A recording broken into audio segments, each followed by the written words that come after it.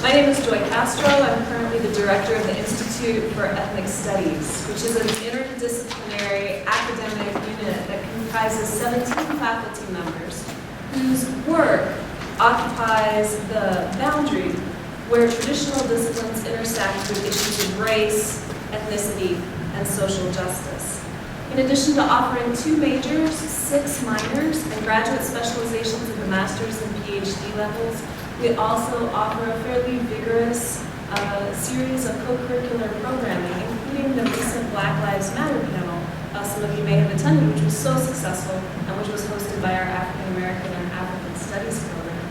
I want to tell you about an upcoming event. One of our faculty members in African Studies, Alice Kang, will be presenting at a Women's and Gender Studies Colloquium on October 28th in the Union in the Colonial Room from 3:30 p.m. to 5.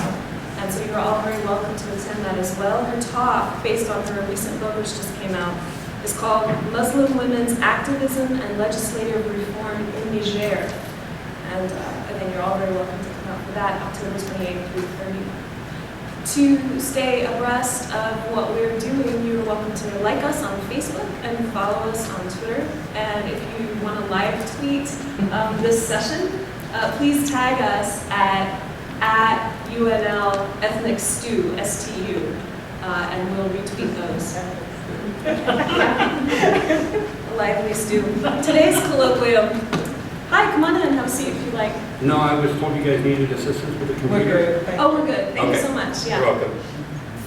So today's colloquium grew from a focus group last year with students of color who requested an opportunity to hear from faculty members of color at UNL about what their experiences had been like becoming academics and have the opportunity to ask them honest questions. And we're really excited to be able to provide that opportunity today. Why is this important? Well, nationwide, 84% of full-time instructional faculty today are white, according to the National Center for Education Statistics, a new study that just got released.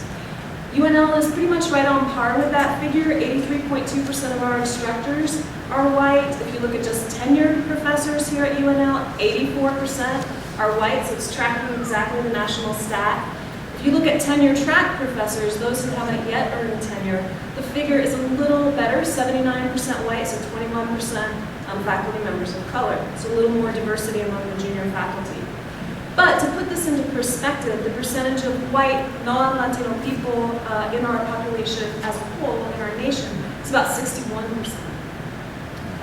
So out of a total 1,075 tenure-line faculty members here at the university, these are really interesting numbers. 2 are Native American men, 5 are Native American women, 10 are African American men, 19 are African American women, 28 are Latino men, and 7 are Latinas. There are 100 better numbers on Asian and Asian American faculty. I know it makes you feel cold all of a sudden, right? 118 Asian and Asian American faculty, 86 men, big gender divide, 86 men, 32 women. So when it comes to trying to attract and retain a diverse student body, these numbers really matter. One of the issues for campuses trying to diversify their faculty is campus culture, and that's something we can control. How welcoming does the campus feel? What's the messaging from senior administration? How does it play out in the typical classroom, in campus events, in residence halls, in athletics, and so forth? These are factors that the institution can affect, right? And it depends on the institution's will and commitment to do so. Something that institutions can't really have a strong impact on is a matter of location, right? So if you think of a place like New York or LA, it's a different kind of prospect when it comes to making a lifelong home than, say, rural Idaho, right? But another really important issue that doesn't often get discussed is the academic pipeline. That is, how many undergraduates of color want to go on to graduate school and then to pursue academic careers. And that is something that an institution can't itself impact on the nationwide scale. So when we get applications from professors, we can't have an impact on that pipeline. But what we can affect is how many of our undergraduates decide to choose that kind of career and move on into academia themselves. And we would love to expand the pipeline of students from UNL who are interested in academic careers. So I'm really happy to introduce 4 of my star colleagues. And I'll just do that really briefly. Their resumes are much longer, but in the interest of time, I'll be quick. Jennine Capó Crucet is in her 4th year on the tenure track as an assistant professor, and she's just joined us this fall at UNL. She teaches creative writing and Cuban American literature, and she's joint appointed in the Department of English and in Ethnic Studies in the program of U.S. Latino and Latin American Studies. Her first book, How to Leave Hialeah, won the John Simmons Short Fiction Award and appeared in 2009, and it put her on the map as a really hilarious and heart-wrenching writer to watch. Her new novel just came out in August. It's called Make Your Home Among Strangers, and it's specifically about a first-generation college student, a Latina, trying to find her path both at college and at home. And the piece that's on the chairs there is actually by Jennine, and it came out in the New York Times recently, so you're welcome to take that review. And it's about being a first-generation college student and a Latina at college. So Dawne Curry is a tenured associate professor in the Department of History and Ethnic Studies. Her focus is African Studies, and particularly South Africa. Her first book, Apartheid on a Black Isle, Removal and Resistance in Alexandria, South Africa, came out in 2012. She also co-edited a volume. She's now working on her 2nd monograph. She's taking a class to South Africa this coming summer, so if you're interested in that, it's like a 3-week short summer class. So if you're interested in going, check out History, Ethnic Studies 486. Greg Rutledge is a tenured associate professor in the Department of English and Ethnic Studies in the African American and African Studies program as well, with specializations in West African epic and African American literature. His first book, The Epic Trickster in American Literature from Sunjata to Soul, appeared in 2013, and he's just returned to UNL from 2 years of research, including a Fulbright, which is very prestigious for them, a Fulbright, in South Korea. So I'm glad to have him back. Sergio Wals is a tenured associate professor in the Department of Political Science and in Ethnic Studies, and he's the current program liaison for the U.S. Latino and Latin American Studies program. His numerous articles in top-tier journals focus on the political suitcase, a term that he coined, the suitcase that immigrants from Latin America bring with them when they come to the U.S., and that helps them map their own political backgrounds, experiences, and affiliations onto the U.S. political system in order to navigate that. All of my colleagues are dynamic teachers, and if you have them in the classroom, then you know that already. They'll speak briefly about their experiences and their choices becoming an academic. Then I'll ask the panel a few questions, and then we'll open it up for audience Q&A. At the end, we'll have a drawing. We have 5 small gifts for students, and it looks like your odds are pretty good of winning something. So we'll do that at the very end of the session. Thank you all so much for coming.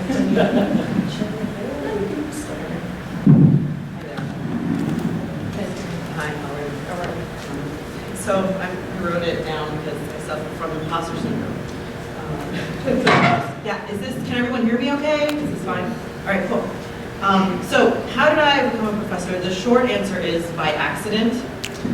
At least that's what I usually say, the short version of the story I tell most often when asked. Then I say, I didn't really know what I was doing when I applied for my first tenure track job.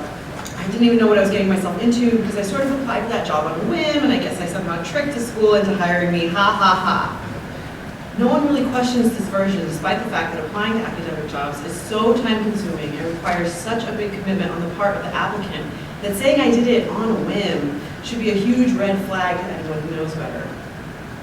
Today I've been given the chance to tell a more accurate version of this story. Please forgive me for using this as an opportunity to come clean. I'm admitting, finally, that part of me always wanted to be doing exactly this. I just never let myself admit it before because it seemed, for so long and for reasons I'll explain, like an impossible goal. Here's the clear, technical answer to the question, how did I become a professor? I got a bachelor's degree, then I got a graduate degree. Then, after graduating, I worked a bunch of odd jobs while writing my first book. These included after-school daycare provider, movie projectionist, standardized test scorer, college access counselor, personal assistant to the biggest douchebag ever, this was in Los Angeles, of course, and ever so briefly, waitress. Once my book was published and getting some good attention, I applied to a handful of tenure-track positions in my home state of Florida. I got one of those jobs and knew almost right away it wasn't a good fit for me culturally, but I used my time there to learn and teach as much as I could in the hopes of eventually finding the right home. Now, there's one part of my by accident version that's actually pretty accurate. I didn't really know what I was doing my first time trying to land an academic job when it came to the actual process. I'd been out of graduate school for 4 years by then, but even while there, I'd had very little guidance on what everyone kept calling the market, which to me sounded more like a place to pick up groceries than to find a job. But I had loved teaching while in grad school. And the biggest reason why I hadn't pursued it immediately was because I knew that without a book, my options were limited when it came to teaching at the college level. So in the years prior to publishing my first collection of stories, I opted for those more stable jobs with health benefits, jobs that paid better than adjuncting, and that gave me more time to write. Also, I heard stories from writer friends with credentials far more stunning than mine about how impossible it was to land a tenure-track position as a creative writer. So I figured, why even try? Hurdle I had to overcome, this idea that it was impossible, that my work wasn't good enough to get me past even the first round of a search committee's screening. Here's another hurdle, also rooted in insecurity. I'm a first-generation college student, meaning I was the first in my family to go to college. And part of what this meant, at least in my case, was that the idea of becoming a professor, one of those people who to me emanated brilliance and poise, these are the people that made knowledge, seemed like way too big a leap for someone like me, coming from a working class family of electricians. And to add to this, the fact that the vast majority of my professors were white, and that most of them were male, and that most of the books they talked to us about and that were deemed important enough to be covered in survey courses were written by straight white males. And you can see how a Cuban girl from Miami maybe thought academia wasn't the place for her. So I did what most people who've internalized this kind of systemic oppression would do. I aimed for something different that felt more appropriate, more attainable. I decided I'd make a good high school English teacher. I'd still get to talk about books and to teach people to love and value the act of writing. And I'd have summers to write all the novels and short stories I wanted to write someday. Then something happened that set me on a path that's led me to sitting right here. And no, it's not the typical, I found the right mentor who guided me story, though I did end up finding an invaluable mentor, a Latina professor, only one in creative writing at my college at the time, who guided me and my work in countless ways. But she was not the one who got me started down this road, though she did give me the tools to find it and keep on it. No, what happened was, I stayed up too late one night in the dorm, near the end of freshman year, and I went in on pizza with some girls on my floor, something I normally didn't do because based on my budget, pizza was a splurge. This night, as we crammed for finals, we got to talking about what we were hoping to do with our lives. It was maybe 1:30 in the morning. We were all weary from studying and stress and sleep deprivation. Of the 5 girls in the room, 4 of them had at least one parent who was a corporate lawyer. This is not an exaggeration. I should probably mention here that I went to an Ivy League university and that most of my fellow students were from very affluent families. And even now, I have to stop myself from saying I had no business being there, but that's how it felt for me most of my time there. Anyway, these 4 girls, the daughters of the lawyers, each said, worst comes to worst, they too would be lawyers. In fact, 3 of them wanted that career path outright. The girl who did not have at least one lawyer as a parent, she told us her father was an analyst and left it at that. Also wanted to be a lawyer, a tax attorney, she said. But she hoped to also own an art gallery. To me, this made her seem more interesting than the others, and I remember thinking, well played. I was quiet during this whole exchange, listening for clues as to what I should say when the question invariably came my way. I was searching my brain for the right answer, which I somehow intuited was not high school English teacher. When they asked me, I blurted out what I thought was an appropriately upgraded version of my dream. I want to be an English professor. And the minute I said it, I knew it was true. Granted, I didn't have a completely accurate picture of what that entailed. I had taken 3 English classes by then, And I thought English professors were people who got to read and write books all day and have deep thoughts about said books, and then share those with an adoring audience. And granted, I genuinely did not think I was smart enough to be a professor.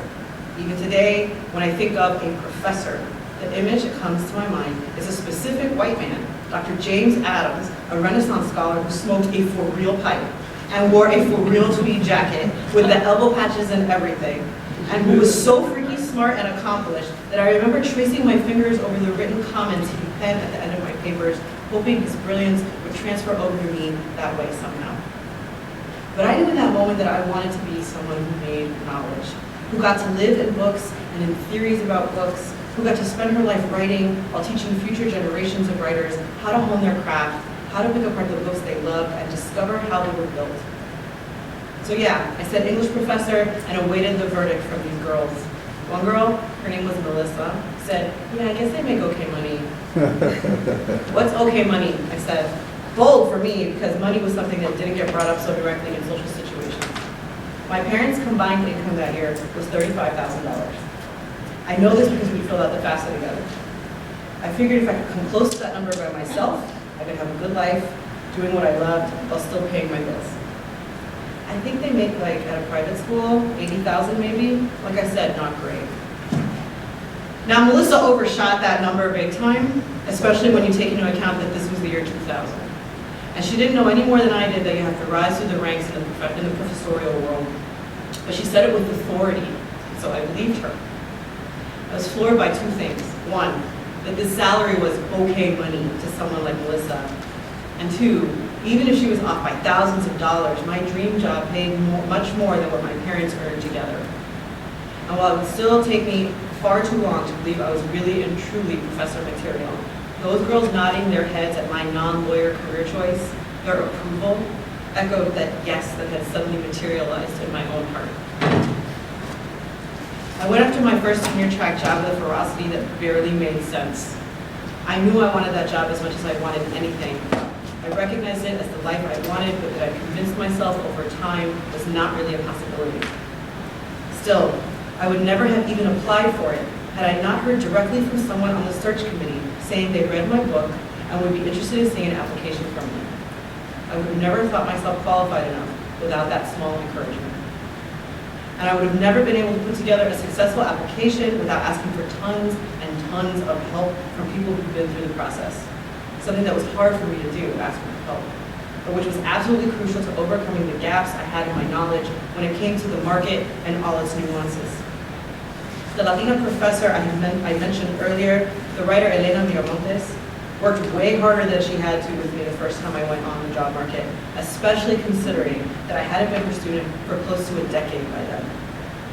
But that's what I wanted to be for someone else, what I wanted to strive for. My vision of a professor had changed enough to include someone like me, without a pipe or a tweed jacket, a writer first whose love and respect for the craft of writing fuels her commitment to teaching it to others.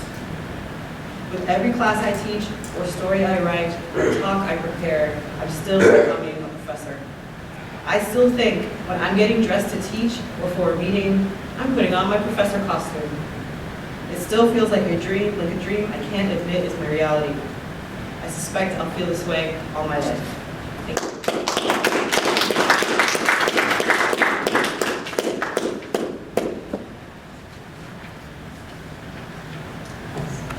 Good afternoon. Hello. Good afternoon. All right. Rise up. Okay, I'm going to take you guys on a journey, my journey, that began in Kilmarnock, Virginia. And I'm going to show you a picture of Kilmarnock, Virginia.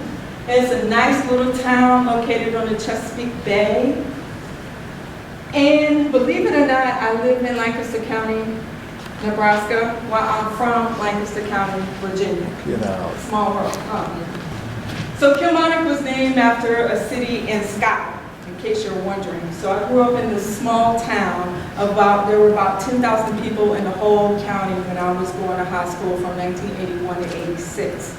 But even though I grew up in this small town, I did not have a small town mentality. In fact, my mother was the inspiration for me going to college and going to school, because even though she had me on December 17th, standing up eating a bowl of ice cream, yes, that's how I rock in the world, and my cousin caught me, she always instilled the value of an education, even though she herself had only attended 1 year of business school. But she made it her life's mission to teach me, A, when I came home from school, take off my school clothes, you know, put on my play clothes, y'all heard that, right? So you get at the kitchen table, and I would begin doing my homework. And she would go over things with me, and she would get mad if I didn't like adequately prepare. You know how black women are when you don't like do your work, right? They really get on you. So I thank her for that. So she would go over things over and over and over with me. And so this propelled me for high school. In high school, I played basketball. Yes, I was a point guard, controlling everything, right? And I had to learn how to do time management, right? Because you have to study, you have to go to class, you have to play ball. And it was because my mother always made sure that I did my homework that I decided, I always knew I was going to college, but I thought I was going to be a Spanish interpreter. That was my dream. I had told my guidance counselor, I'm going to get my PhD. And she was like, wait a minute now, you haven't even got your college degree, and you're talking about PhD? I'm like, yes. So I didn't have anyone to use as an example, you know. There weren't many African Americans who had gone on for a PhD, so I got to college, and I'm taking my Spanish classes, and then I got mad. Because every time I wanted to take something that was pertaining to African history or African American history, it conflicted with my Spanish classes. So I vowed that the next time I went to school, I would study Africa. So I stayed out of school for a year. I waitress. I love hustling food. It's like great. And waitressing really helped me out a lot because I'm a very shy person. You may not see this from now, but I am very shy. And my mother said, if you want to make money, she says, Fluff, if you want to make money, you got to show more of your personality. So I take those skills with me now in the classroom that I learned, through interpersonal relations with my clientele. So I waitress and I worked at Super 8. I was a cashier. I did that for a year, and then I decided to go and pursue my graduate studies in African Studies, where I got a master's at Ohio University in African Studies, International Studies. And again, this drive in me is being fueled by desire for knowledge. If anyone you all pay attention to the horoscopes, you know that Sagittarians are travelers of the zodiac, right? So I am true to my sign, and we crave knowledge. So I finished my master's degree. I went on to Michigan State to get my first degree and only degree in history, in African history. And it was then I decided I wanted to become a professor because, when I told you about being a Sagittarian, we get bored very easily. So we have to be stimulated all the time. And being a professor gives me several different dimensions. I get to teach, I get to travel, and I get to meet engaging students like you and engaging colleagues that I have. So it kind of like supplies that need, that adrenaline that I got from waitressing when I was meeting those people and carrying a tray like this and hustling the food.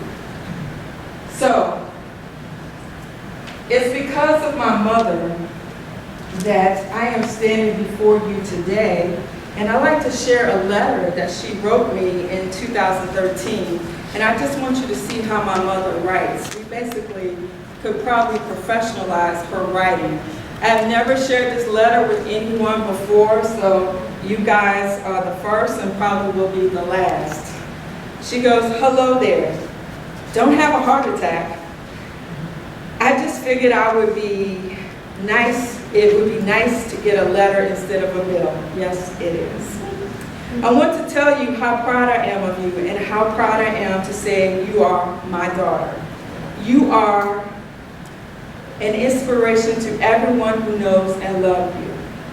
Who would have thought that a little black girl from Kilmarnock, Virginia would earn a PhD and be teaching at a big university so far away from home in Nebraska?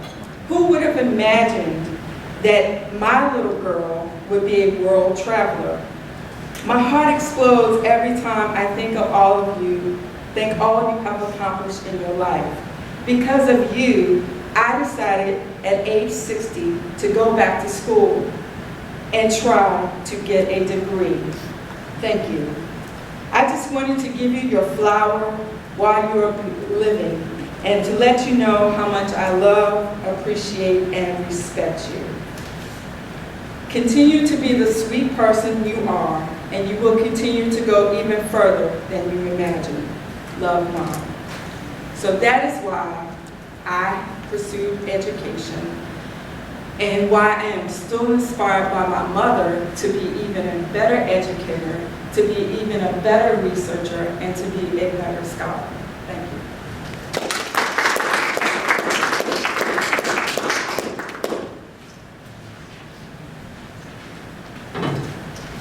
All right, afternoon to you all. You've probably heard the expression, absence makes the heart grow fonder. Well, my presentation, I decided to call it Absence Makes the Story Go Yonder. And so, to start us off, I should tell you that there are no professors in my background that inspired me. I did not always know that I was going to be a professor. In fact, growing up in Florida, I always wanted to be a gridiron champion. I grew up watching the Dallas Cowboys and seeing specifically Tony Dorsett.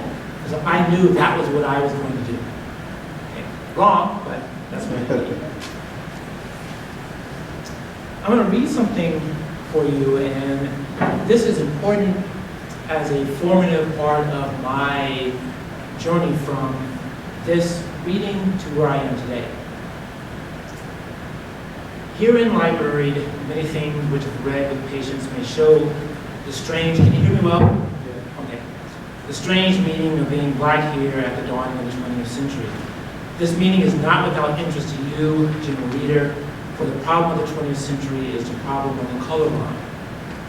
I pray you then receive my little book in all charity, studying my words with me, forgiving mistake and foible for sake of the faith and passion that is in me, and seeking the grain of truth hidden therein.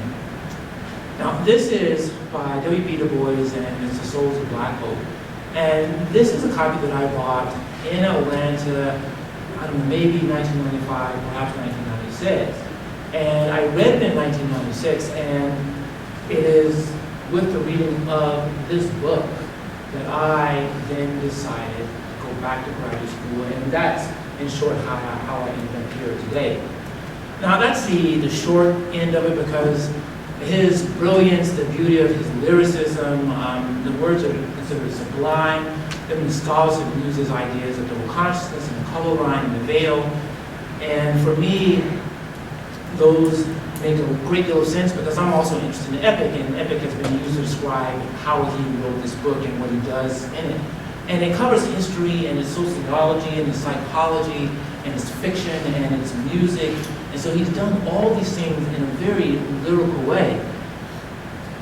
And so on the one hand, it was that beautiful experience, but as with all stories, there's more to it, and a story can unravel. And so absence, again, makes the story go yonder. Where does it go? Well, for me, it goes back to 1996. I'm in Atlanta. I am working as an attorney. And I'd gone to law school, finished law school in December of 1992, and went to Atlanta, took the bar exam in July, passed the bar exam, and I was working as an attorney.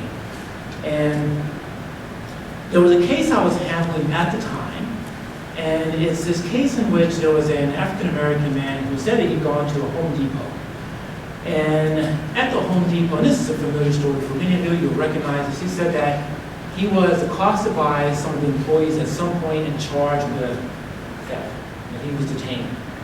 And so we end up with his case, and I end up as one of his attorneys, and perhaps the lead attorney. I can't exactly remember. There was an attorney whose firm it was. And we sued Home Depot. Okay, we sued Home Depot. Now that's not a smart thing to do if you're with a small firm. Because one of the things that you'll learn, and one of the first lessons I learned from law school, and this was when I was taking a course in federal civil procedure, there was this professor named, I think, Mulher. And in first class, or first couple of classes, I remember him walking back and forth, and we were talking about this famous case called the Buffalo Creek disaster from West Virginia. In 1972, there was a dam that burst, and because the mining company had not taken proper safety precautions, all the sludge from the dam just came flooding out, and 125 people were killed. Really, really horrific thing. And so it's without a doubt they were at fault. So a lawsuit was brought. And apparently it was a small law firm that represented these various clients. And one of the lessons that this guy told me, the professor at Mulhern, is that this case is a cautionary tale for those who wish to sue well-heeled corporations. You will get buried. And in this case, West Virginia, this is the fabric of the economy. Everything there is associated with that mine. And eventually that's what happened to this guy. He writes a book on it and he explains us how the politics and how the economics all played out against him. And so they were sued for, I think, $64 million, and they settled for $4.8 million, something like that, which ends up being $13,000 per plaintiff, and their legal costs were $62,000 per plaintiff. And so I didn't see that lesson well. And so here I am suing Home Depot, and, well, they have corporate counsel there in Atlanta, and their corporate counsel handles these kinds of things all the time. And I guess they took a look at us, and very quickly they sized us up and said, okay, we're not even going to put our lead, our senior partner on this.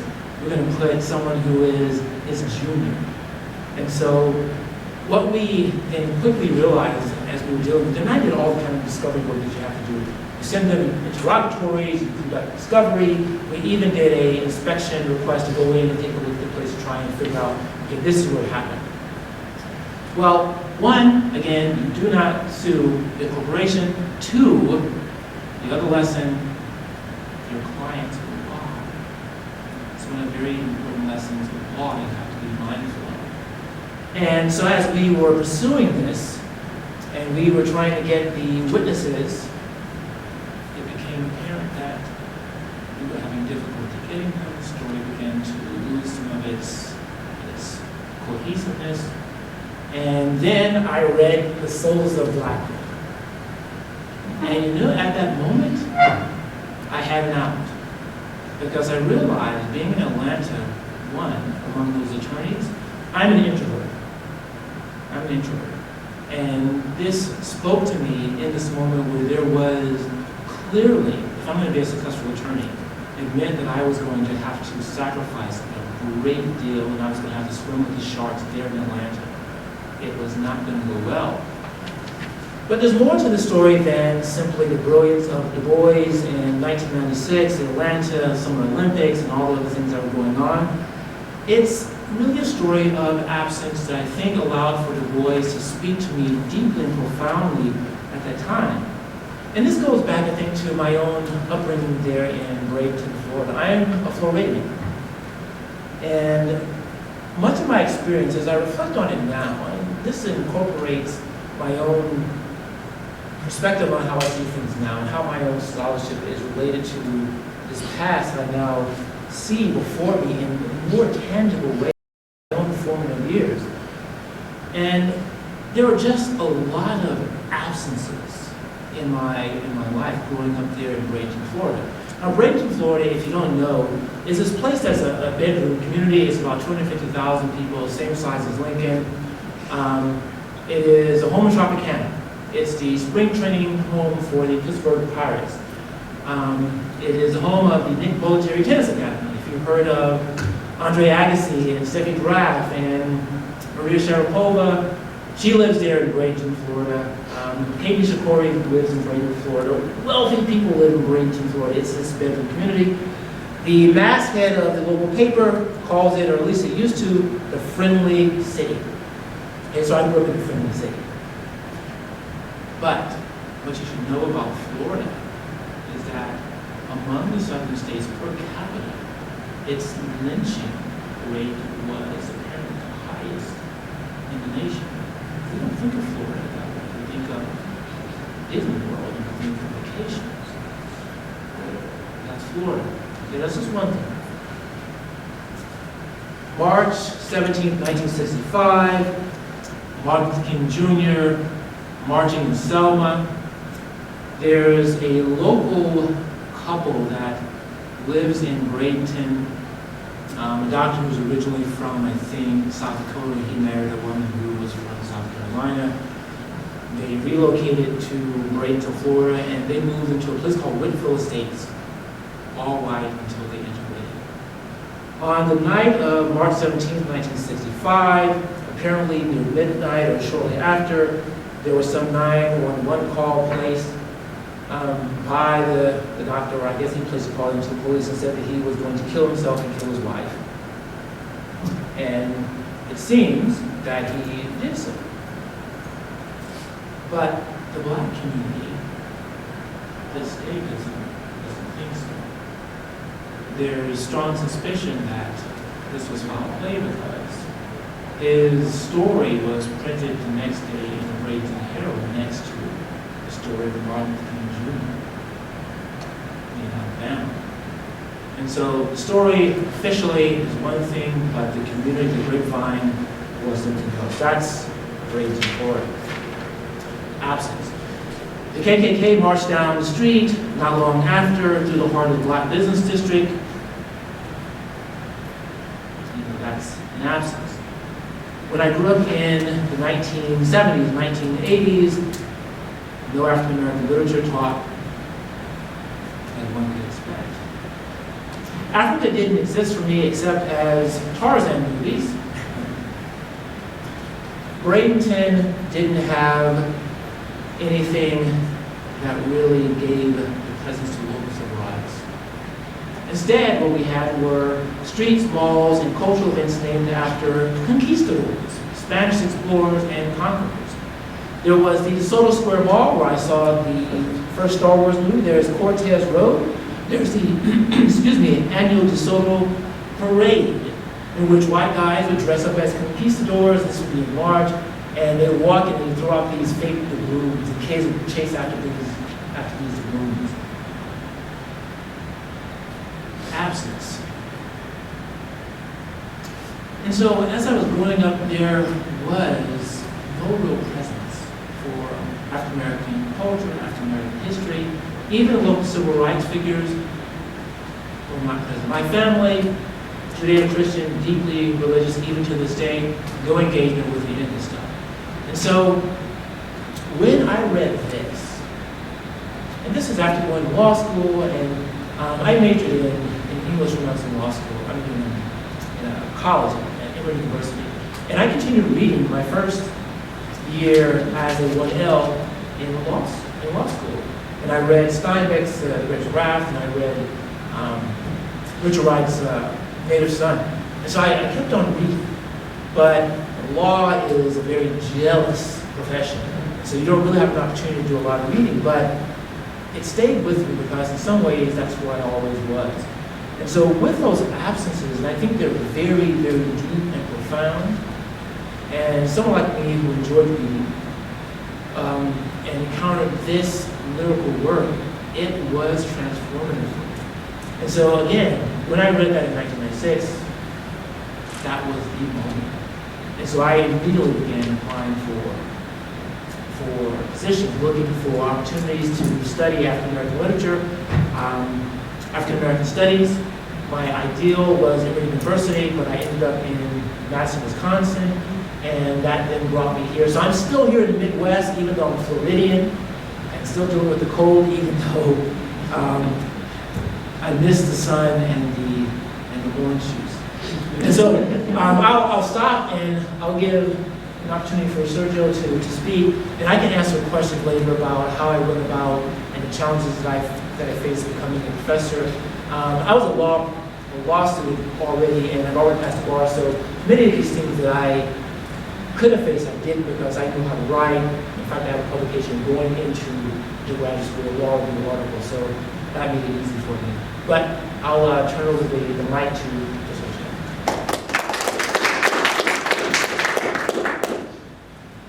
Please let me know if my voice carries over properly.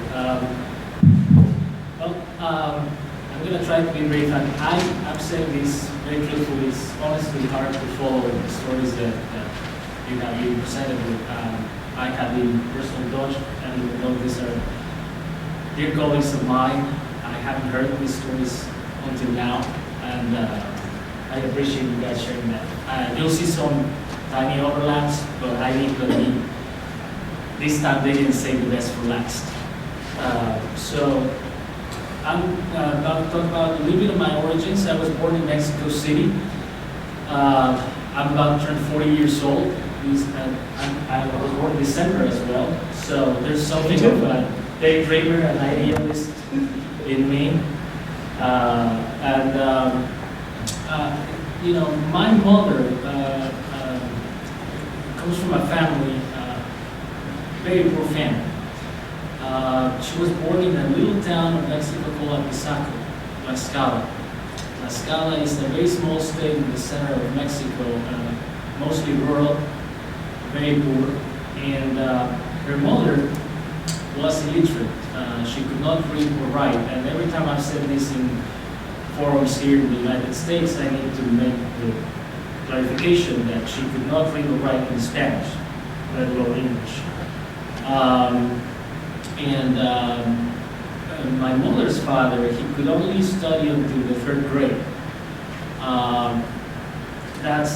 My mom had 5 siblings, and she grew up in a house where there was dirt floor. The ground was dirt. There was no carpet, no nothing. As a matter of fact, I don't want to exaggerate, but I can guarantee you that the house she grew in probably can fit 4 times in this very room, give or take. My mother used to tell me that they grew chickens as mascots, and one of the saddest things for Christmas was when they needed to have chicken at the table. If they were lucky enough to have meat, they would have to put the pet to rest. And so my mother feels very like, even though she enjoys the family moments of Christmas, she gets very sad around those times. My father had it a little better. He was born in Mexico City, what you can call low middle class there. His father did go to college, and all of my father included, all of his brothers and his sister, all of them went to college. Public university, the National University of Mexico, and other institutions. And my father has been a professor for the longest time, almost 40 years now. He's supposedly retired, and I'll get to that in a moment. I want to tell you a little bit of something less heavy because it took me a while to really figure out when the first seed came for me to think about becoming anything close to a professor. And I think the very first seed about exploring studying in a different country other than Mexico, I owe it to my father, actually football in one way. My father used to work 2 to 3 jobs at a time. So and my mother also worked full-time, all the time. With all of those incomes combined, they could provide my brother and I a good living. Still low middle class Mexico City, so nowhere near as bad as my parents had it, especially my mom. But it took a lot of effort on their end. And I remember, because of that, I learned that quality trumped quantity. I did not see my parents as much as other kids did, but when we did, it was quality time. One of my favorite times ever was New Year's Day. Because come New Year's Day, my father would sit down with me to watch college football. He explained to me about college football and football in general, and I really enjoyed watching college games. And again, every time I say football happens to be my absolute favorite sport, I have to make the clarification. Yes, I mean football, as in American football. I love soccer too, but I know what I'm talking about. And you know, that's one of my fondest memories growing as a child. And I remember my father would just explain to me strategy to me, and he used football as to paraphrase life. And he, this I remember very well. He said, look at the running back. Whatever comes in your life, I want you to take this as a lesson. Hold on to that ball, keep your eyes wide open on the goal. No matter how hard they hit you, please keep moving forward. Speed you need to. Go down as many times as you need to come back up. It's hard to recall those words and not get emotional. So I'm just gonna try to, get my mind somewhere else so you don't get the whole spectacle here. But I will remember watching one of the college games and my dad saying, you know what, son, you've done so well in school, maybe one day you'll be studying one of those schools. And I guess that was the first seed. It was just a fantasy world for me. I grew up actually admiring the United States for a number of reasons, and that was one of them. And then I went on to go to one of the top universities, private university in Mexico City, with a full scholarship. And I think I felt just as a fish out of the water as all of us did in different occasions in our lives, because every now and then I would park, and I would have a very, very old car. I was fortunate enough to have a car, but the students' cars were sometimes things like really fancy Mustangs and Ferraris and Porsches and things I can't even pronounce, not even now. But anyways, I'm going to give you the whole picture. I'm happy to answer them in the Q&A. But what happened in that university was what eventually led me to think about becoming a professor. It came at a very important time in Mexico. It's roughly around 90. I actually entered college in 93. I was 17 years old, and I couldn't wait, so I had to go and do summer school. I wouldn't do that, but anyway, I did. And then I went to study accounting and finance because that's what my father was and that's what he wanted. So I would always have a job and I wouldn't have to worry about, like not having a job or not having enough money for food or whatever. But my heart wasn't there. And I wanted to do political science. And in 1995, I was fortunate enough to change majors to political science, and there was reason for it. Mexico was undergoing tremendous democratic transformations. And some of the professors in the Department of Political Science at this university, ETHN, Institute of Technological Autonomy in Mexico, which is my alma mater, and I'm very proud of that. Actually, I brought it for a walk today to remind me. Some of the professors there were actually being consulted as to which political changes should take place in the country to make that place a more democratic country. And not only I got to learn about democracy and how it's moved forward, but actually share from those professors that were making a difference. I had two mentors that made a complete difference in my life. One, Alonso Lujambio, he passed a few years ago. Cancer took that life way too soon. And the other one, Alejandro Moreno, is still alive, and he's still a great mentor, amazing friend, colleague, and co-author right now. And the first one I actually disappointed. I let down for reasons that are beyond the topic. But I hope that wherever he is, he's proud of what I've accomplished. And he knows I'm sorry I let him down. The other one, who's still alive, I owe a great deal of debt to him because while I was in college, I became sort of a non-traditional student just by virtue of falling behind and by virtue of having to work full-time to pay for the school. Once I lost my full scholarship because there were not enough networks of support for people like me. the fact of the matter is that Alejandro kept believing in me, and when the time came, and I was already married at the time, and I had my second child coming, and I wanted to go to graduate school, and most people would have given up on a guy like me with a profile and stuff. He said, I'll write you the letter you deserve. Give it to other letter writers, and let American schools decide whether they want it or not.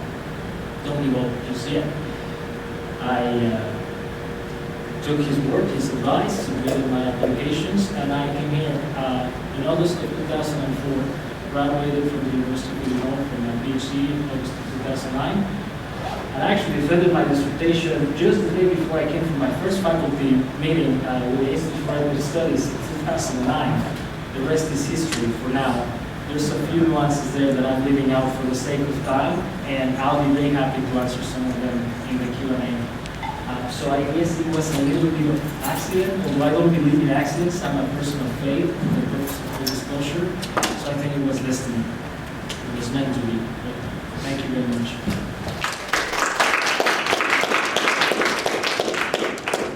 Thank you so much to all four of our panelists. Those were terrific and fascinating stories and very revelatory. So thank you for sharing them. I have a few questions that I'm going to ask all the panelists, as I mentioned, and then we'll open it up for Q&A. What qualities or characteristics would you say someone needs to succeed in graduate school and on the tenure track?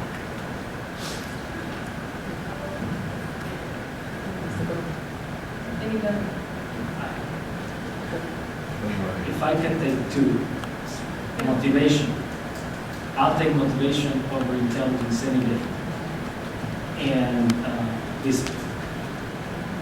Sometimes, it's really, really hard to pick yourself up and keep going forward.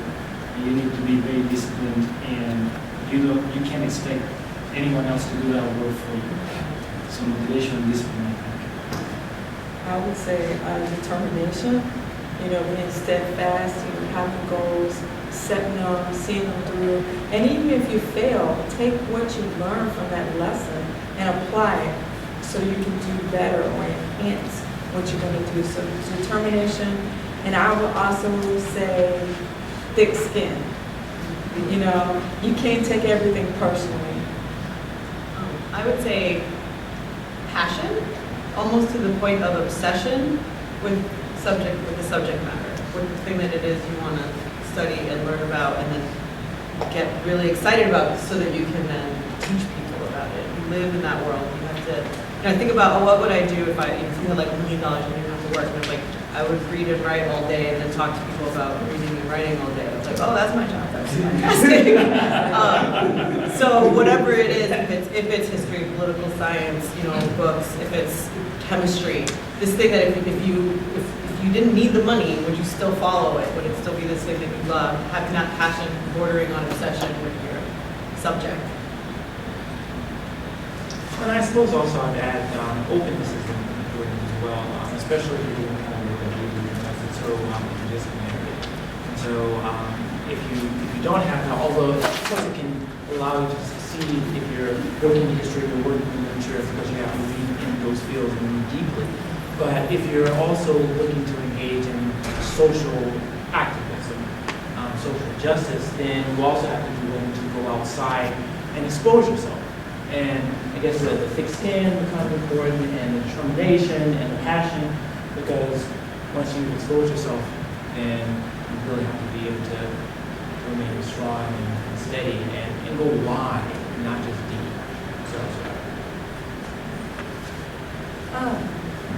Were there times, it sounds like there were there times when you wanted to give up?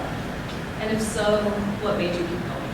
Can I answer first, just because it's also relevant? So everybody, I think you guys know, so everybody brought some like item, right? We have the letter, we have the book, we have the pen, and I actually brought one, but it was going to be a secret, but since everybody brought it, answers the question. This is a picture of my dad that he sent me when I wanted to leave college. I was like, I don't know, this is not for me.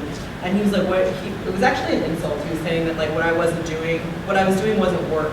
That I was like having fun at school by reading, that because I was doing what I loved, it wasn't work. So we sent a picture, my mom took of him, and he came home from work one day, and he's an electrician, and so he's sometimes like, he'll like dig ditches and pull wires, and he's really dirty in this picture, and not happy, and very sweaty. And he labeled himself Daddy. Like it's like scratched in like really angrily, and he wrote in the card, he was like, whenever you don't feel like working, look at this picture of real work. And even though he meant it in a mean way, I turned it into this other thing, and it's like framed, and it sits on my desk, and whenever, like throughout, he sent this to me like freshman year of college, and it's been a thing, it's like my item that I sort of look at, and I'm like, there have been times that I wanted to give up, and I'm just like, well, I need to prove to this man that what I do is hard and it's work. So I don't know, maybe that's not healthy, but that is one of the motivating factors. But now we each have an item out for us. I don't know. Let's see. Well, I've been doing a lot as a grad student. I had to fire my advisor, and I really loved her. I mean, we were close. She gave me that freedom where if I want to vent, I could vent. And yes, I hung the phone up on her. And yes, she hung the phone up on me. But that's the way we communicate, and that's how we got along. But after I came back from South Africa in 2001, 2002, I had to retire her, so to speak, for reasons I won't disclose. But I went through that, and then I got this fellowship to teach one course in Washington State. And I went through a lot out there in terms of politics. I was caught in the middle of a political power play between the chair and the Africanist professor who thought I was after his job, and I didn't really want to stay in Washington State anyway because I had nobody. I was there at the top of the country by myself. So I had that loneliness. So basically, I was hospitalized for a few days, and I told the doctor, if you can get me out of the next quarter from teaching, please do so. And he did. So I finished my PhD, and I guess the incentive was Nebraska was waiting for me, right? So I had a job. I didn't have to worry about a job as an agent. I got a job, so I was blessed in that way. So I would say it was my kind of ego too, let's be real. I didn't want to give them the satisfaction that I was not going to finish. And besides, my mother and my stepfather had invested too much of their time and money and encouragement, getting me to where I was, and I could not let them down nor myself. Well, for me, the answer is no. Especially because I've been law to the graduate school. So. but I can say that once I started here, I have never worked as hard and been as exhausted as I was my first years here. And part of that was because my wife gave birth to a son at the beginning of my second semester. And so I was literally just drifting on fumes from class to class. And so it was extremely difficult. But even then, I pretty much knew what I wanted to do, and so it was just a matter of, can you do it well enough, can you produce the book, can you do the kind of social engagement that I found so valuable. And unfortunately, I was able to stick it out, but it was really tough. I actually have two critical points, and I'll try to be super brief on each of them. One was as an undergrad in this institution I mentioned, and I bounced a lot, some people don't know about me. Before I generally considered grad school, I was considering seminary, and I'm going to that. But I told my mom, I can't let this family keep piling up on debt just to get me to go through college. Because I lost my scholarship, and I was feeling guilty about it in the sense of there was, kind of like college along with the program. And I said, especially if I'm going to go to seminary, you don't need to pay for this fancy for university. I can just get another degree and then I'll go to my master's degree with some, it doesn't matter what kind of degree I have. And my mom, knowing me as well as she does, she looked at me and sat down with me and said, if at the end of the day that's what you want to do, you're fine. But I know you will regret it because you don't feel like you could And I raised a man to never quit. And I know you don't know. So just finish whatever you need to do and then follow whatever path the Lord has set for you. And because of my mother, I didn't quit. And I'm glad, because I became the number 81 political science degree ever granted in that institution in about 20 years. So that tells you about the rate of graduation and the demands that that university had at the time. And I can proudly say I was one of them. The second one came in Illinois. As a graduate student, I mentioned, I came here to the United States. I was married. I had 2 kids. I still have 2 kids, but I'm married. And 2 years into the program, the mother of my children decided to leave the country and take the children back. And I can tell you this, I was not ready to do the whole thing. But I did. And there's numerous decisions and very personal that go beyond the panel. But the main one was, I wanted to look into my children's eyes one day and say, the most important thing in life is that you find who you are, what you love, and be happy doing exactly what you love and you're meant to do. I can look in the eyes today and say that, and of course, I'm an absent father, and I can't make up for that. But at least when they see me, they see a smiling father, a successful father, an accomplished one that loves them and wants to set the right example. And that's what kept me going the second time. Okay, wow. Jennine, you touched on this, and others did too. How has your family supported or not supported you in your academic ambitions? So for example, when you go home, do your family and friends understand what it is you do? So that's for all of us? Yeah. No, my family doesn't understand. When I was a lawyer, I was given more respect. Now that I'm a professor, who are you? And so it's interesting because in some ways I consider myself to be more knowledgeable than I was as an attorney, because oftentimes I think about the law and I think about the formal processes of becoming an attorney and the way that institutional structures are created to guide you in a direction. And law school is very narrow in the strap. And this, humanities, allows you to really think outside the box. And to even, I teach critical literature class, so I can think across these disciplines and I can talk about things I could never talk about before if I'd never gone to a graduate school. But family shows me no love. I mean, my mom does, of course, but your mom has to. I'm talking about nieces, not so much. Not so much. I could have not done this without the support of my parents, my brother, my family. And as a matter of fact, here I very quickly, some Americans showed me, great heart, and they sort of adopted me. So I could have not done this on my own. This is one thing that I've said before, and I said it from the bottom of my heart. I love this country, and I am about to apply for U.S. citizenship. But what I'm about to say, most people find really un-American. I'm not a self-made man. I have worked really, really hard every step of the way. But telling people that I'm a self-made man will be cutting all the generations that came behind me, before me, behind me, around me, that allow me to become who I have become. And without that support, without that love, I could not be sitting in front of you today.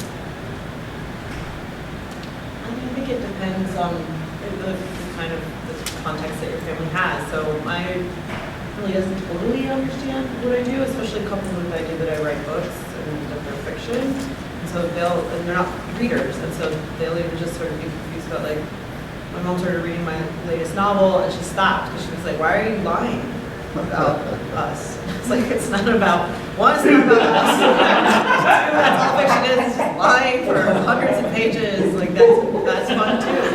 And it's like, she just read the beginning, she's like, we never threw all that stuff in the canal. And I was like, I know you did. This isn't you. This isn't me. This isn't anything. And she says things like, why why are these things in your head? Like she just is very worried. She's very worried. And my first tenure track job was in Florida, and I'm from South Florida, but I was in North Florida working, and she at least was like, well, at least you're driving. When you start to do weird things, I can go see you. And the weird things are like spend a week in my house writing, right? Like very safe things, like nothing like mostly safe. But yeah, they don't really get it, and I just I'll talk about football. Thank God for sports, because I don't know what else I would talk to them about. That's like our common language is talk about football, baseball, especially with the extended family. I'm on Instagram, and I posted this picture of like the Nebraska pin or something. One of my cousins was like, "Grandma, you live in Nebraska?" And I was like, "What the fuck?"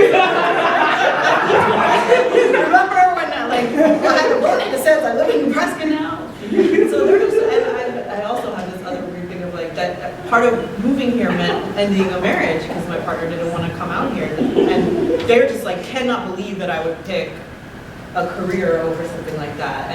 But I think they could believe it if I were a man, right? Like, but they don't get it because as a woman, they're like, the marriage has to be the number one thing. How could you just let that go? And I was like, so we both want it, and they just don't. So they're just like, just kind of gave up. They're not trying to understand. I think that's where we're at right now. We'll see how Christmas goes. It says a lot. I have not booked my ticket to go, and I'm like, maybe I'll just go here. Ask her.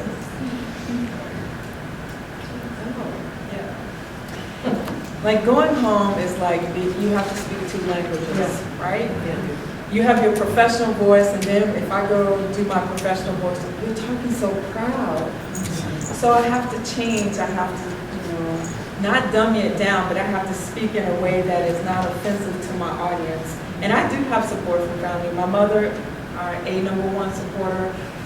When my cousins found out I was graduating with my PhD, they flew from Georgia and brought my mother and went to the graduation ceremonies at Michigan State. So that was wonderful. And I hadn't seen these cousins since I was like growing up because they moved away. So they like saying, "Oh, Dr. Fluff." That's my nickname. Just don't let it get out. Dr. Fluff, Dr. Fluff this, But I still don't think they get what I do. It's kind of like y'all watch Martin, the show Martin, and you remember Tommy? Tommy didn't have a job. Well, that's how they feel about me, because it's like you have all this time off. What do you really do? You go to South Africa. How are you doing this? Things like that. So those kinds of things are a little bit of a mystery for them. Do you get the if you teach twice a week, they're like, "What do you do with all the other days?" Exactly. Exactly. Or you teach the same class, the same Okay.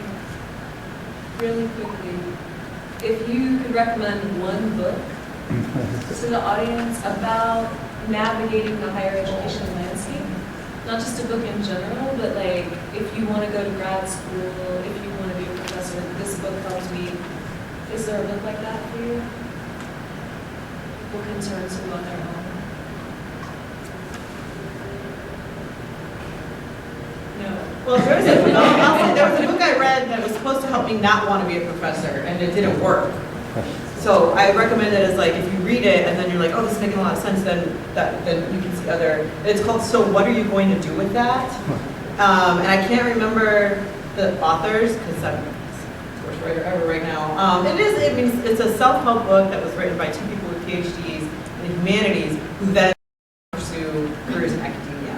And I remember the whole time I was reading it being like, "This sounds awful. I just want to be a professor so bad." But I used it. It had like practical advice about how to turn your CV into a resume, right? So the CV is like this long thing you use for academic jobs, and then the resume is a thing you go out in the world, and it's like 1 page, right? So how do you condense this like 8-page document into 1 page? So it has some practical advice. So I guess you could read it backwards, maybe.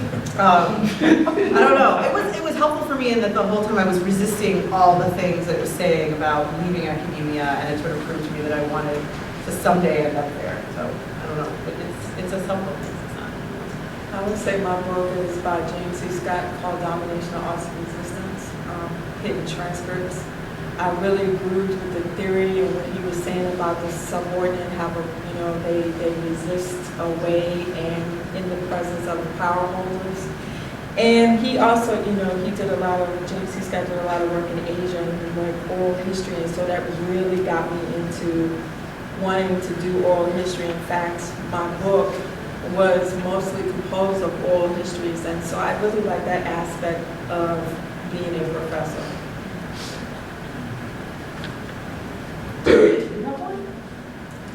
I really loved teaching to transcripts by relevance. Oh, That yeah. really set me on fire. That was exciting to think about the classroom as a liberatory space. That was a while ago now, but it was when I was in grad school. Okay, let's open it up for your questions and comments. Yes? One thing I've always wanted to get into the education field, because I always felt like growing up in a black neighborhood, a poor black neighborhood, I always felt that these programs were available to African American literature and education. However, there were always sub-programs for black kids who didn't have kids. And I always wanted to see those things. Like I always questioned, why can't my American literature class have African American literature? Why do I need a separate class for it? And I want to get teachers, I always want to integrate it. Like my 8th U.S. history class, we didn't talk about the civil rights movement because it literally wasn't in the class, and it's not. It's always like, I feel as though those things should have been integrated in. And my question basically is, because I'm just now starting college, did you find, like, since college is more liberal and it's now in the future, and it's not like high school, did you find that professors, even the white ones, integrated parts of all American culture into some of the more whitewashed subjects like American literature and general ed subjects that we all like to take? Well, in some ways, I think the easy answer is yes. There's much more of a conversation about race, for example, questions about gender identity and sexuality. But perhaps the difficulty is that the leap from where you are before you enter college and where a lot of the discussions go is that the materiality of daily existence perhaps gets missed in that transition. One of the things that interests me is about the working class, and actually in humanities, it's quite difficult to talk about race and class. And I think especially after the 1960s, 1970s, there's been more of an entrenchment of more abstraction, more theory, and so it's reflected also in the marketplace. The books that used to be bought by the people out in the public, and they used to go and hear lectures more often, that's actually been on decline for some decades. So a lot of the publishing industry is in a lot of trouble because people aren't buying books. Now for a variety of reasons, but I think that disconnect between, say, the town and the gown is really, really significant. And so we could do a better job of integrating and talking about real lived experiences.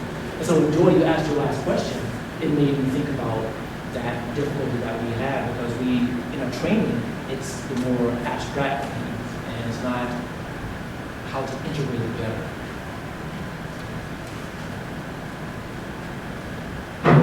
When I went to college, I graduated as an undergraduate in 1990, so this is a while ago.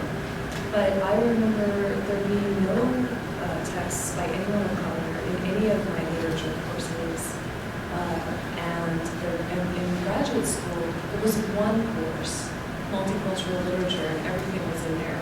And all the rest was pretty white. And so it's been a fabulous opportunity as a professor to completely change that around and shake that up and destabilize that.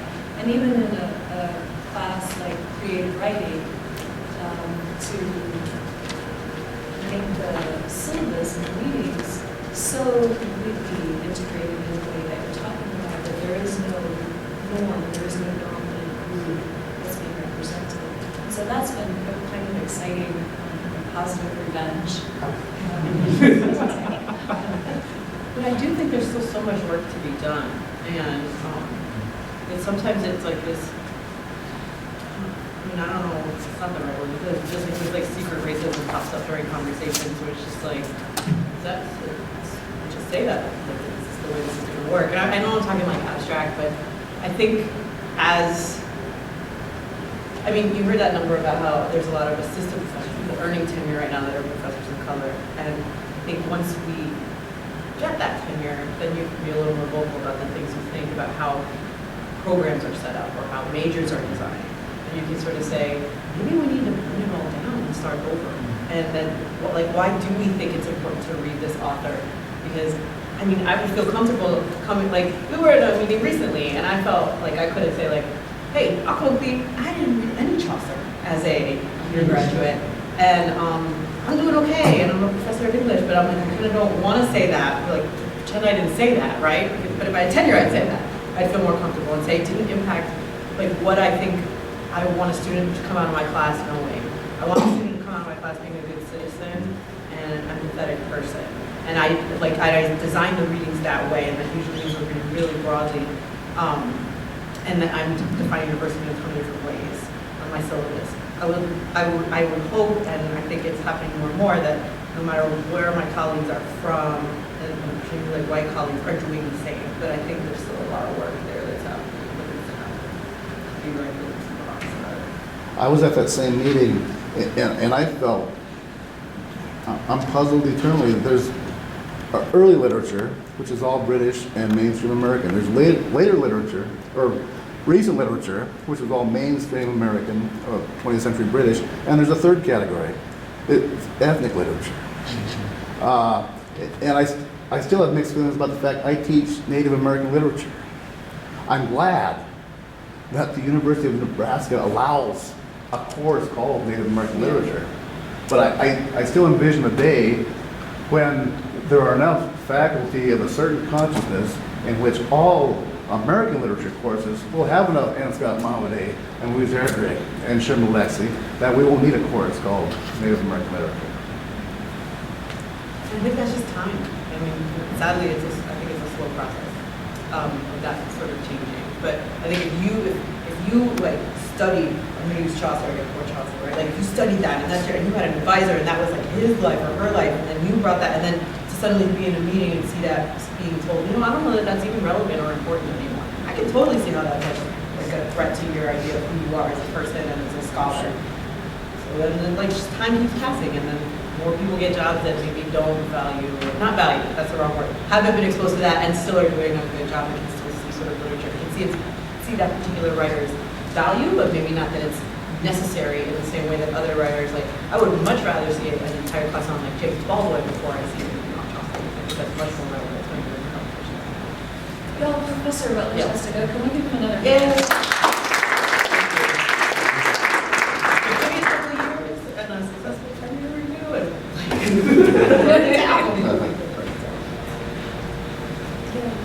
One thing I've been scared to about having in my classes, because it's a weird contrast because I have a white professor and I have a black professor. I have this short story class where we read these stories and they're very whitewashed.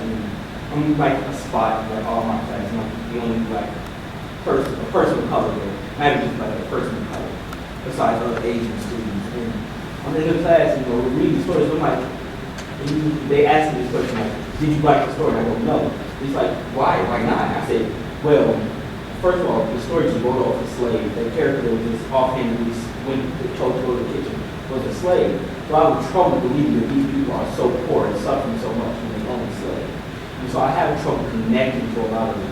But then I can go to I have a women in popular culture class, and no matter what we read, that connection is always made. I just got to read Sex in the City, and it was brought out that, well, notice that there's no black women in this line. And that's something I was relieved to hear because in all these classes, it's never mentioned that black people don't exist in these worlds. And I think even if you're not reading black literature, at least admit that black people do exist in this world. They're not weren't put into these spaces. And that's something I've had trouble with. Like mentioning in my class, I don't have a black professor, but I have done. Maybe I've gotten a little trouble for it, but I feel like I felt it necessary if we're having that conversation about it. And I guess the question is, should I be doing that, or shall I wait till I have more of a pedestal to do something of that nature? What was your question, Jim? Ask the question again.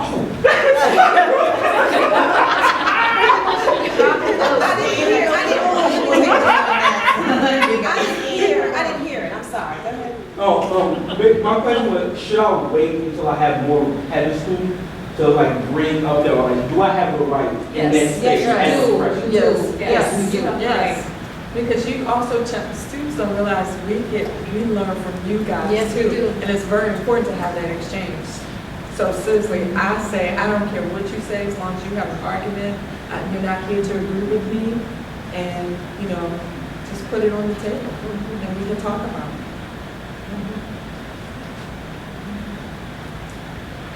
Yes? And as a professor, I have to even, when I teach an American literature course, I have to explain to my students, American is not white. It's not read as white, okay? It's because we're going to be dealing with the multiplicity of ethnicities in this course. If I do not say that, then my evaluations will reflect that I get statements, well, this was an ethnic studies course, or this course should have been an African American studies course, you know. An ethnic studies. Okay, so I have to go in as a professor, and I have to prime the students to understand even the title of the course. I think that's an important thing to point out too. I mean, we're at UNL, which is a historically white institution Yes, it and is. remains Yeah. predominantly white. And there's all kinds of literature in the higher ed research about how faculty of color tend to suffer on their course evaluations. Yes. They have to work harder and explain more, do more of that preparatory work Yes. that Dr. Parrish talked about, in order to not get dinged by their white students. Right, exactly, because that's what it boils down to, is, you know, in the end, the predominantly, in a class, I walk in, my race follows me, my gender follows me when I'm, you know, in that classroom. My white cohorts, when they walk in, they don't have to explain it. They don't. Teaching a women in pop culture course, I have to say women does not translate as white. It does not. And so it's kind of sticky and it's uncomfortable. It's uncomfortable.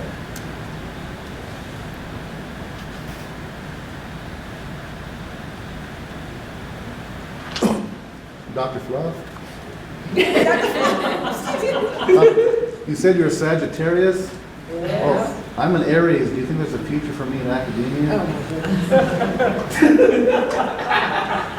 Oh, my goodness. For the record, I'm a Leo. So Okay. Still Which fire is- sign. Right, but it's like you be in front of people, you get excited. But also there's a crossover for sign. Any questions about horoscope issues? I actually have another question. A couple of you mentioned the issue of geographic dislocation. And something that some undergraduates may not know is that if you do finish graduate school and you go on the job market, typically you're advised to keep your geographic options as wide open as possible because it's a national job market. So, you know, there were 3 of us from Florida on the panel and someone from Virginia and someone from Mexico City, right? You might end up anywhere. What does that do in terms of loneliness? As terms of what, I'm sorry? Loneliness. Okay, that's an important question. Yeah. That is so important. When you make substitutes.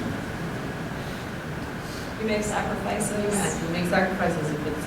But see, I had this weird situation where I was living in California, in LA, and it was a great place to live, but I wanted to be closer to home and actually found an academic job within like a 6-hour drive from my parents. Weirdly, I thought, okay, I don't care how toxic or weird or whatever this job is going to be, this is perfect. Like I'm close to home, like, Yeah. and it's still, I realized that like I wanted to be among colleagues that thought the same way I did as far as teaching and sort of what was valued in a department. And then, like, so that first time on the market, I only applied to jobs in Florida. I did not take the advice that everybody says, that you want to go anywhere. I was like, no, for me, location is number 1. And I'll even apply to just like regular jobs in Florida, like not regular jobs, but not academic jobs, you know. And then when it was time to, I was like, no, now I know I have a better idea of what I want out of an institutional home. And I still didn't apply super widely. I was very selective in where I wanted to go, but I was like, University of Nebraska, this ethnic studies institute, like I'm really excited about what they're doing there. And it was a very targeted sort of thing. So, you know, I think what you have to remind yourself is that you'd be surprised at places that can feel like home. And that it has to do a lot more though with like when there's people you're related to. There's a family that you're given, and there's a family you make. Okay. And that family that you make, in a lot of ways, is the family that sustains you in your adult life. And so it took me a little while to sort of understand that that I had to nurture that and build that. And once I realized that I had to do that, I was like, I can go anywhere that has an airport. But you gotta have some things, like an airport, and hopefully at a Trader Joe's. And that's kind of different. Well, my loneliness came in Washington State, which is why I got the hell out of it. So I feel right at home at Lincoln, Nebraska. I have Dr. Dreher, whom I connect with, and we converse on a regular. I applied for 3 positions, and it was Syracuse, Nebraska, and Von Orange. So I only applied for 3 jobs. I got 2 interviews, Syracuse and Nebraska, and then I got the news about on-campus interview for Nebraska 2 days before my birthday. So it was a great birthday. So y'all know how I celebrated that, right? No, we don't tell. No. Don't tell. So anyway, I don't feel the exclusion like I did in Washington State. And I think it's because of the community I've been able to get as being a joint faculty member, because I got to meet Joaquito, I got to meet Jennine and other people in Sergio that weren't in history. So I got to, expand my social network. I can open for another question. Okay. I'm going to come around and pick up your little slips of paper. You could write your names on those. Oh, that's a good. Faculty and staff are not really eligible. And then do you want to go ahead and address the geographic loneliness, dislocation of name? Yeah, thank you. If you want to read a good book that talks about geographical loneliness, it's Speak Truth to Power by Dawne Curry. It's really good.